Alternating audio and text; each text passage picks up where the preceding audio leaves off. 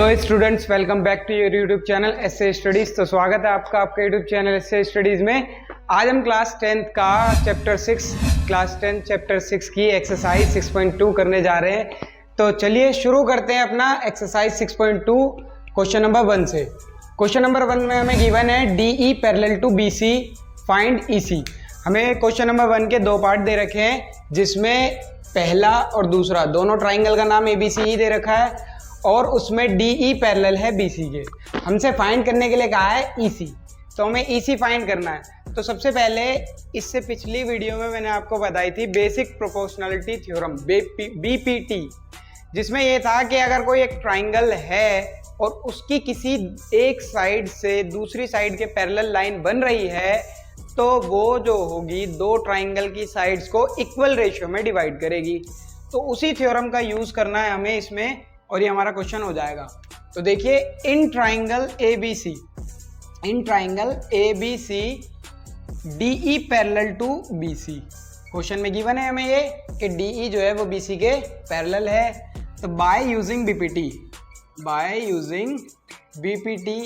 BPT का use करेंगे हम। तो इसमें क्या आ जाएगा, ये AD upon DB is equal to AE upon EC। जब हमने इसमें यूज किया BPT का ट्राइंगल ABC में, क्योंकि DE पैरेलल था BC का, एक ही कंडीशन है हमारी, तो AD upon DB is equal to AE upon EC। अब AD की वैल्यू हमारी यहाँ पे गिवन है 1.5, कितनी है 1.5। DB की वैल्यू है 3 इज इक्वल टू AE की वैल्यू है 1 और EC की वैल्यू हमें फाइंड आउट करनी है, तो EC की जगह EC रह गया। अब देखिए, अगर कोई भी चीज़ इक्वल में होती है तो हम उसे क्रॉस मल्टीप्लाई कर लेते हैं। EC मल्टीप्लाई 1.5 और 3 मल्टीप्लाई 1, और ये मल्टीप्लाई में 1.5 साइड में जा करके डिवाइड हो जाएगा, और इस तरीके से 3 इंटू 1 अपॉन 1.5, और 1.5 से हम 3 को काट देंगे 2 बार में, तो इस तरीके से EC की वैल्यू आ जाएगी 2 into 1, EC is equal to 2 centimetre. तो क्वेश्चन नंबर 1 का पार्ट 1 जिसमें हमें EC फाइंड करना था, तो EC की वैल्यू क्या आ गई हमारी 2 सेंटीमीटर। ऐसे ही हमारा क्वेश्चन 1 का पार्ट 2 है, जिसमें हमें AD फाइंड करना है। क्या फाइंड करना है? AD। सेम वही चीज है, ट्राइंगल ABC दे रखा है, इसमें भी DE जो है वो BC के पैरेलल है। हमें BPT यूज करनी है और AD की वैल्यू निकालनी है। तो 1 मार्क्स का क्वेश्चन आता है ये MCQ में भी, वैसे भी। तो वही in triangle ABC DE parallel to BC, DE जो है वो BC के पैरेलल है। बाय यूजिंग BPT का यूज किया हमने, तो वहां से आया AD upon DB is equal to AE upon EC। तो AD की वैल्यू हमें फाइंड आउट करनी है, तो AD रहेगा। DB की वैल्यू दे रखी है 7.2, AE की वैल्यू दे रखी है 1.8 और EC की वैल्यू है हमारी 5.4। तो यहाँ पर भी क्रॉस मल्टीप्लाई हो सकता है, लेकिन ये चीज़ डिवाइड में है, इसको इक्वल की तरफ ले जाएंगे तो ये मल्टीप्लाई हो जाएगी। इस तरीके से AD is equal to 1.8 into 5.4 into 7.2। तो इस पॉइंट से तो ये पॉइंट चला जाएगा, क्योंकि 1 डिजिट के बाद पॉइंट है ऊपर भी और नीचे भी, न्यूमरेटर में भी 1 डिजिट के बाद पॉइंट है, डिनोमिनेटर में भी। तो पॉइंट से पॉइंट हट जाएगा 18 अपॉन 54 इंटू 7.2। 18 1 जा 18, 18 3 जा 54, और फिर ये 3 से चला जाएगा, 3 1 जा 3, 3 2 जा 6 और 3 4 जा 12। इस तरीके से हमारी यहाँ से AD की वैल्यू आ गई 2.4। AD की वैल्यू आ गई 2.4। तो क्वेश्चन 1 का पार्ट 1 उसमें EC निकालना था जिसकी वैल्यू 2 आई थी, और पार्ट नंबर 2 में जिसमें AD निकालना था और AD की वैल्यू 2.4 सेंटीमीटर आई है। हो गया हमारा फर्स्ट क्वेश्चन। अब देखते हैं अपना सेकंड क्वेश्चन। सेकंड क्वेश्चन में क्या है? सेकंड क्वेश्चन में है E and F are 2 points on the side of PQ and PR respectively of triangle PQR।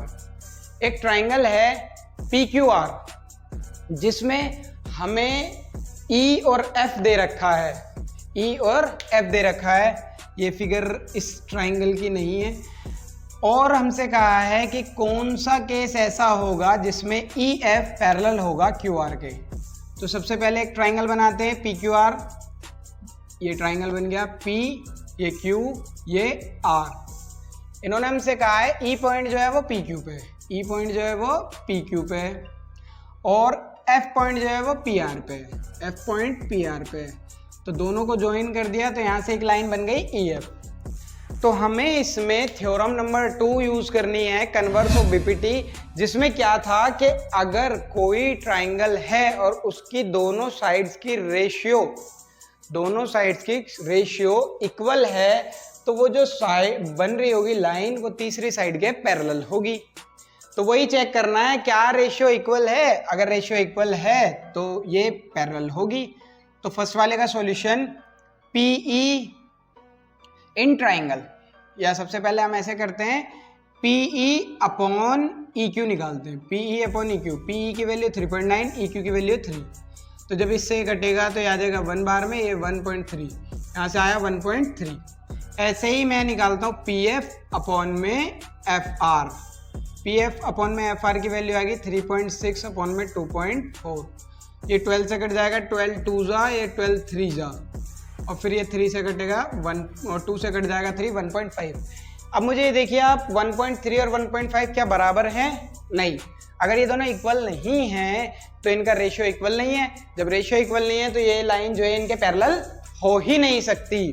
तो यहाँ पे लिखेंगे PE not equal to PF, PE upon EQ not equal to PF upon FR, therefore EF is not parallel to QR, इसलिए EF जो है QR के parallel नहीं हो सकती। अब दूसरा वाला पार्ट, दूसरे में क्या है? दूसरे में भी वही दे रखा है, PE की वैल्यू डिफरेंट कर दी है। इस बार PE की वैल्यू दे रखी है हमें 4 सेंटीमीटर, क्या दे रखी है? 4 सेंटीमीटर, और QE की वैल्यू दे रखी है हमें 4.5 सेंटीमीटर, 4.5 सेंटीमीटर। अब ये 4 जो हमारा 4, ये एक 0 ऊपर चली जाएगी और ये कट जाएगा 8 बार में, ये 9 बार में, तो यहाँ से आ गया आंसर 8/9। और PF अपॉन में RF, PF अपॉन में RF, PF की वैल्यू है 8, RF की वैल्यू है 9। क्या देखो ये दोनों सेम आ गए? बिल्कुल सेम आ गए। PF अपॉन RF और PE अपॉन QE दोनों की वैल्यू सेम आ चुकी है। तो यहाँ लिख देंगे this implies PE upon QE is equal to PF upon RF, PF upon RF, therefore EF is parallel to QR। तो यहाँ पे लिख देंगे इन ट्राइंगल PQR। तो ये दोनों पैरेलल हो गए, क्यों हो गए? By using converse of BPT, by using converse of BPT, converse of BPT की वजह से ये दोनों जो है पैरेलल हो गए हमारी साइड। तो अब इसका तीसरा पार्ट बचता है, तीसरे पार्ट को भी ऐसे ही करना है बिल्कुल सेम। और तीसरे पार्ट में क्या है?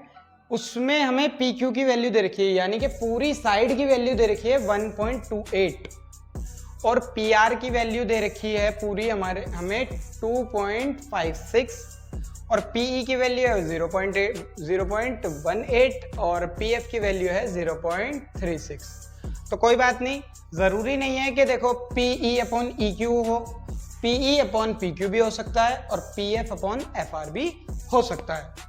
तो इसलिए हम यहाँ पर लिखेंगे PE upon PQ, PE upon PQ। क्या PE की वैल्यू है? PE की वैल्यू 0.18 और PQ की वैल्यू है 1.28। तो यहाँ से 2 डिजिट के बाद पॉइंट है, न्यूमरेटर में भी डिनोमिनेटर में भी 2 डिजिट के बाद पॉइंट है, तो पॉइंट हट जाएगा, आ जाएगा 18/128, 18/128। अब 18 कट जाएगा 2 से 9 बार में, और ये कट जाएगा 64 बार में। तो यहाँ से आंसर आया 9/64।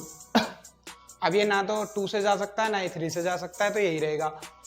अब similarly PF upon PR, PF upon PR, PF की वैल्यू क्या है?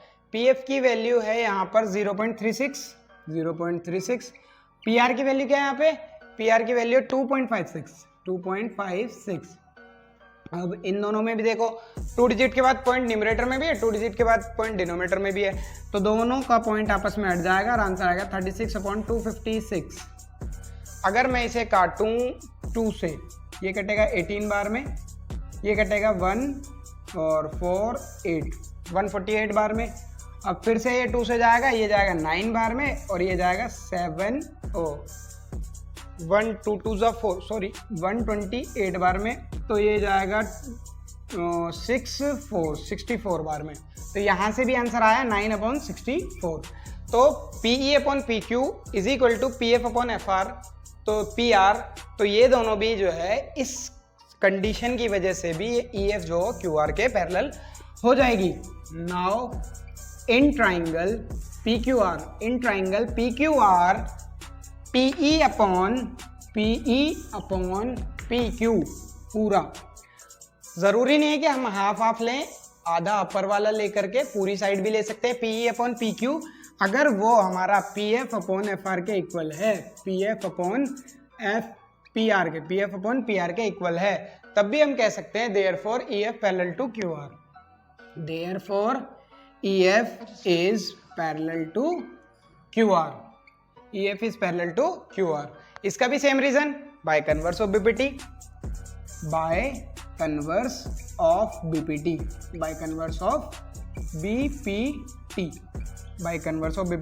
रीजन लिखने बहुत ज्यादा जरूरी है। अगर रीजन नहीं लिखते हैं तो उसमें मार्क्स कटने के बहुत ज्यादा चांसेस होते हैं। तो अब हमारा क्वेश्चन 1 भी हो गया, क्वेश्चन 2 भी हो गया। अब करते हैं अपने क्वेश्चन 3 को। चलिए तो शुरू करते हैं अपना क्वेश्चन नंबर 3। क्वेश्चन नंबर 3 में क्या है, सबसे पहले एक बात, ट्राइंगल के जितने भी क्वेश्चन होंगे उनमें सबसे पहले हम फिगर बनाएंगे। क्या बनाएंगे? फिगर। अगर हमें क्वेश्चन में गिवन होगी तब भी, अगर गिवन नहीं होगी तब भी हम कोशिश करेंगे फिगर बनाने की, क्योंकि फिगर बनाने से आधा क्वेश्चन इजी हो जाता है। उसके बाद जब हमारी फिगर बन जाएगी, सबसे पहले हम क्वेश्चन में लिखेंगे गिवन। क्या लिखेंगे? गिवन। कि क्वेश्चन में हमें गिवन क्या क्या है, क्या क्या दे रखा है। फिर उसके बाद लिखेंगे हम टू प्रूव, क्योंकि ट्राइंगल में ज़्यादातर क्वेश्चन किसके आते हैं? टू प्रूव, शो दैट, ये वाले क्वेश्चन आते हैं। तो सबसे पहले हम लिखेंगे गिवन, देन टू प्रूव, फिर हम उसका प्रूफ देंगे कि हाँ ये ऐसा है, इस वजह से हम कह सकते हैं ये। That's it. तो ध्यान रखना, सबसे पहले figure, then given, then to prove and then proof. तो इस तरह से question number 3, 4 and 5 exam point of view के लिए इंपॉर्टेंट हो जाते हैं। तो स्टार्ट करते हैं अपने क्वेश्चन 3 से, जिसमें कह रहा है LM पैरेलल टू CB। देखो LM वो CB या BC के पैरेलल है, LN parallel to CD, LN जो है वो CD के पैरेलल है। प्रूव दैट, आपको प्रूव करना है AM/AB, AM/AB और AN/AD। जो इससे पिछला क्वेश्चन कराया था मैंने, उसमें ये भी बताया था ज़रूरी नहीं है हम AM/MB करें, हम AM/AB भी कर सकते हैं, AN/AD भी कर सकते हैं। तो देखिए शुरू करते हैं। सबसे पहले मैंने बताया गिवन लिखेंगे, बिल्कुल गिवन लिख लिया, LM parallel to CB and LN parallel to CD। ठीक, फिर उसके बाद टू प्रूफ लिखेंगे। टू प्रूफ भी सीधा सीधा में गिवन है, देखो क्या रखा है, प्रूफ दैट। तो AM/AB is equal to AN/AD, ये हमारा टू प्रूफ में हो गया। देन आएगा फिर प्रूफ, क्या आएगा? प्रूफ। अब प्रूफ में क्या है मैंने अभी बताया आपको, तो देखिए ध्यान से। In triangle ABC, in triangle ABC ML या LM पैरेलल टू BC या CB, LM parallel to CB जो हमें गिवन है। अब इन ट्राइंगल ABC में LM BC के पैरेलल है by using BPT we have, हमने BPT का यूज किया तो यहाँ से इक्वेशन आई हमारे पास AM/AB is equal to AL/AC। क्यों? क्योंकि बच्चों हमने AM/MB ना लेकर के, क्यों इसलिए नहीं लिया क्योंकि हमें AM/MB की ज़रूरत नहीं है, AM/AB की ज़रूरत है, तो इसलिए हमने ये वाले लिया।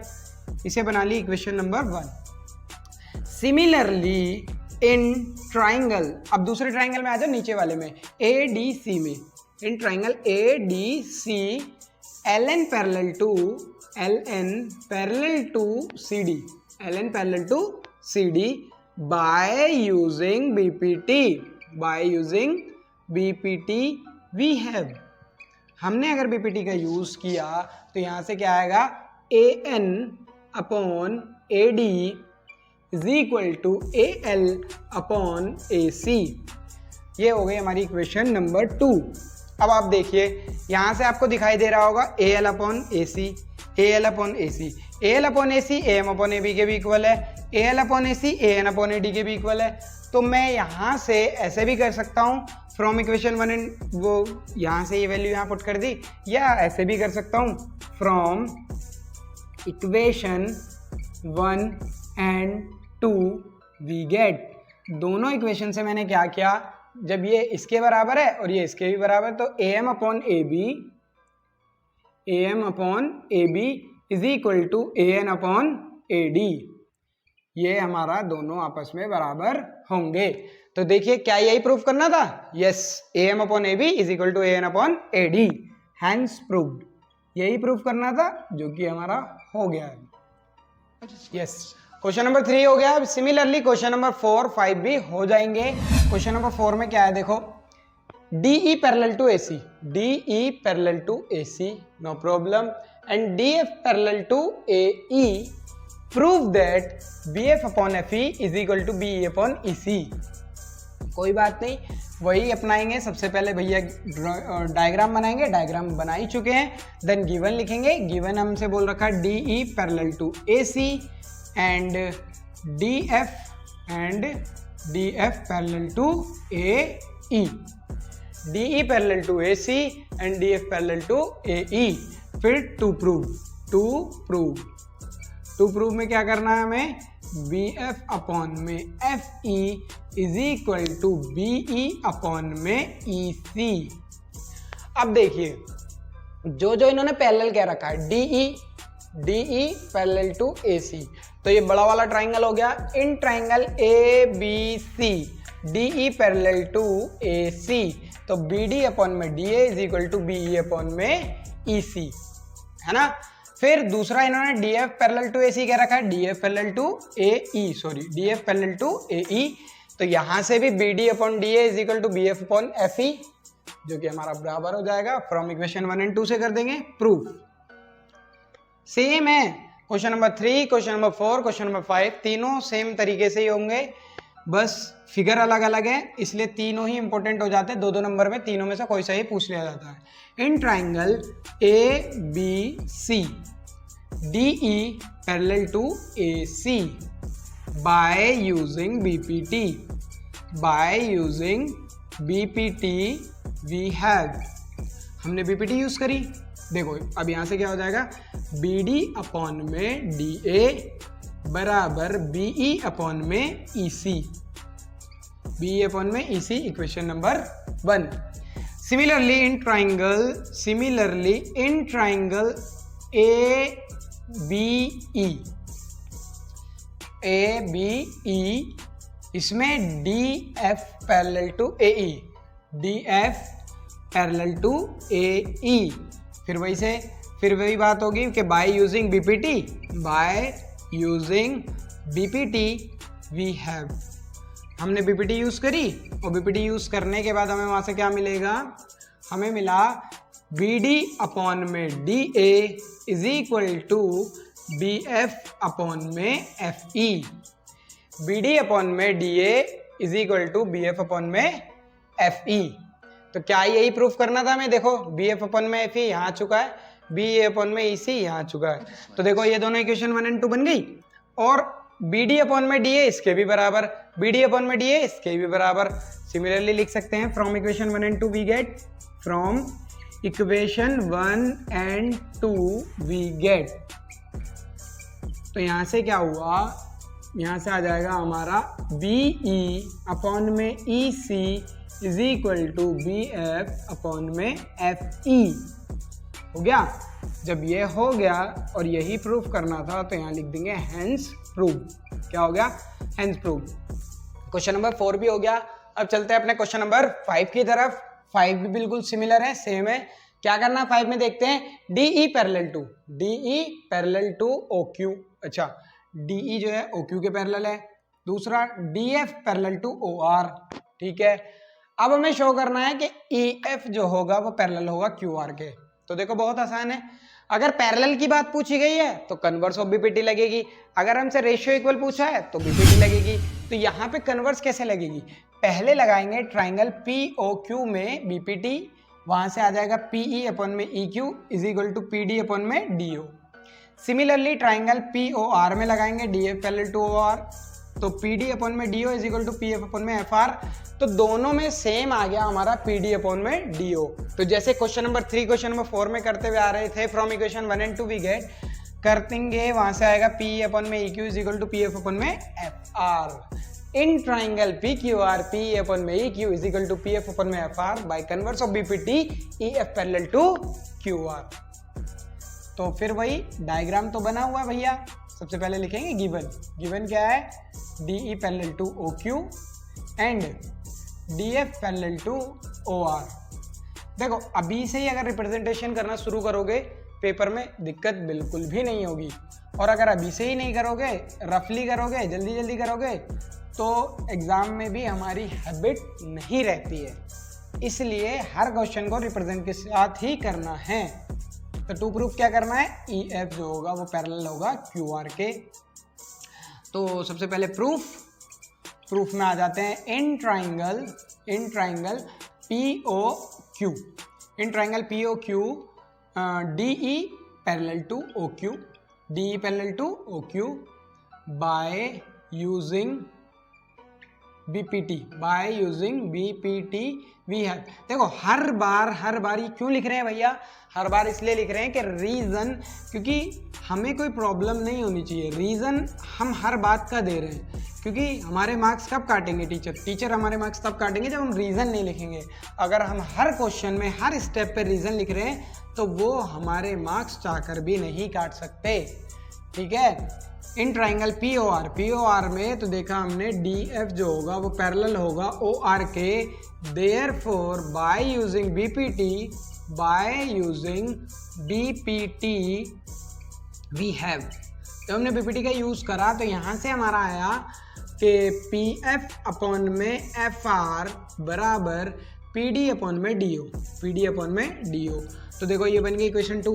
तो यहाँ तक तो बिल्कुल सिमिलर स्टेप आ रहा है क्वेश्चन नंबर 3 का भी, क्वेश्चन नंबर 4 का भी, क्वेश्चन नंबर 5 का भी।